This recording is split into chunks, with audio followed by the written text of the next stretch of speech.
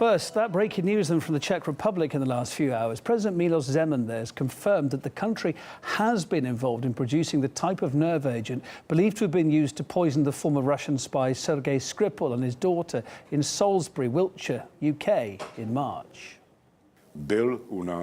Small amounts of Novichok were produced and tested in the Czech Republic. We know when and we know where. It would be hypocritical to pretend that such a thing never happened.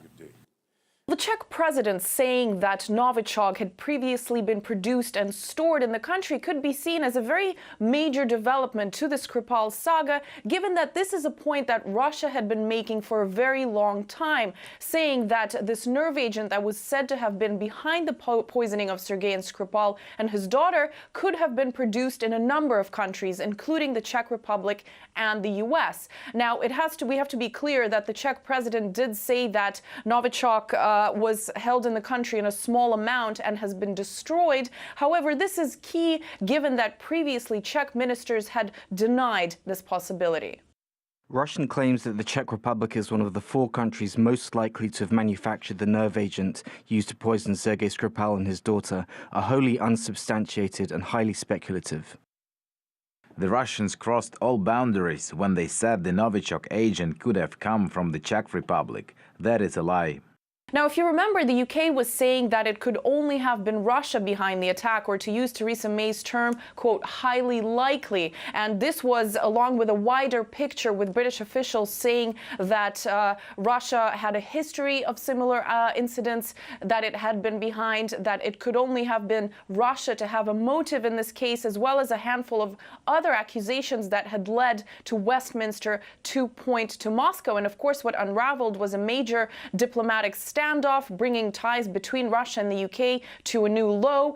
Diplomats were expelled from a number of countries. There had been boycotts by top officials of attending the World Cup to be held in Russia in the summer of 2018. So certainly major consequences for this development. And of course, despite the fact that we have seen major scientific labs such as Porton Down being unable to pinpoint the production of the nerve agent used in the attack as having come from Russia, and the fact that Russia all along has been saying it had nothing to do with the incident and denied that it was involved in the Skripal case whatsoever. It had called for a joint investigation and really saw what happened as anti-Russia hysteria. This is what the latest is that we heard from the Russian foreign minister on this. The UK government accused Russia and launched a massive anti-Russia political and information campaign without showing any evidence.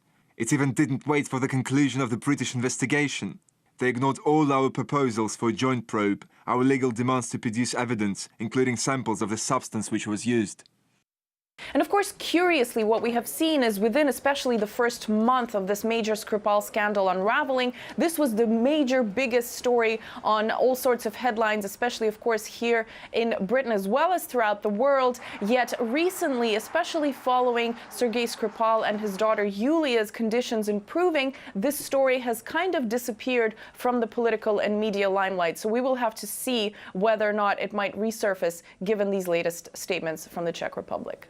Yeah, a bit more of the background here. The Czech president cited a report from the country's military intelligence. It was secret. It looks like he's made a statement on national television tonight, and this is where the details have come from. It said that a small amount of a Novichok nerve agent was previously produced, tested and destroyed in the Czech Republic. However, the president said that another report by the Czech Counter-Intelligence Agency identified the agent not as a Novichok, but as a similar substance called an A320. If you're confused, so am I. Let's talk to James Tuerschwig, professor of chemistry at Rice University. Hey there, James. Thank you for your time. I haven't managed to say hello to you beforehand, so you're talking live on air to Kevin Owen. I hope you can hear me. The UK says only Russia could have made a Novichok nerve agent, crucially. There was a big knee-jerk reaction after, obviously, it was a very emotive thing that happened, whatever it was in Salisbury. People wanted answers. The British government drew very quick conclusions. Now we're hearing, hang on a minute, despite earlier denials, a Novichok-like substance or something similar to it was actually being held or has been produced in the Czech Republic recently, as recently as last year. It does bring into question why Britain moved so quickly, doesn't it, in anyone's mind, surely? Well, it's as I've said before, lots of countries have made these. There's probably at least a dozen countries that have the capability to make these persistent nerve agents. And it doesn't surprise me that the Czech Republic and many other countries could do this. The Czech Republic is very advanced in their chemical and synthetic chemistry ability. And many nation states could have done this. Yeah. Now, a bit more detail here. As I say, it's only been coming in. Apparently, this report came out around about the 27th of March. It was top secret from his security services. And it's only come out public, really, on Czech TV tonight when he talked about it. He's mentioning that the Czech Republic had a nerve agent called A230, similar to Novichok. Now, Novichok, I gather, could be a group of similar kind of nerve agents. It's not just one thing. What's A230? Do you know anything about that? Yes, A230 is a standard persistent nerve agent. It's one of the A200 series.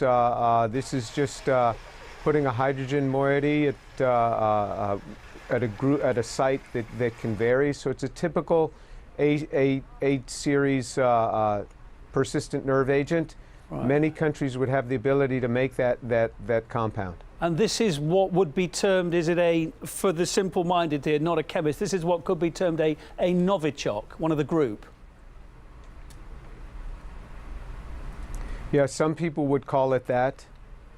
Okay, why would the Czech Republic be manufacturing that or having a stock of it as recently as we think? The details aren't totally clear, but maybe as recently as a year ago. Apparently it's all destroyed now, but why would they be having this? I have no idea why they'd be having it, but I can only gather that many countries have made it in the past as part of a study on making nerve agents. And many countries have made nerve agents. If you want to study what a persistent nerve agent could be like, something that is harder to detect, something that lasts much longer than a typical nerve agent like sarin or Soman or GF, then you'd want to be making these and understanding how they work. Sometimes countries make it just to learn how to defend against it. Or they might make it to learn how to build an antidote for it. Got you. I've spoken to so many people over the last, 6 weeks, chemists, distinguished scientists, etc., on the Russian side and every side. It depends who you listen to. The majority seem to say, certainly on the Russian side, that there's maybe a maximum of 20 labs around the world that could have made this. I've had other scientists that say, no, that's not the case. It could be many, many more.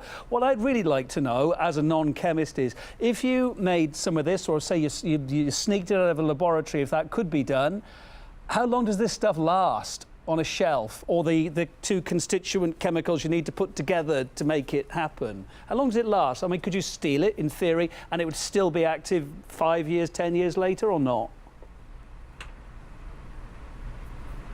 Yes, it would be. As long as you keep it away from air and moisture, you'd be okay. Generally, the precursors the two reagents that you need to make it are extremely stable, and they can last many years. If you're going to make it into the final form, again, if you keep it away from air and moisture, it's going to last. It could certainly last years.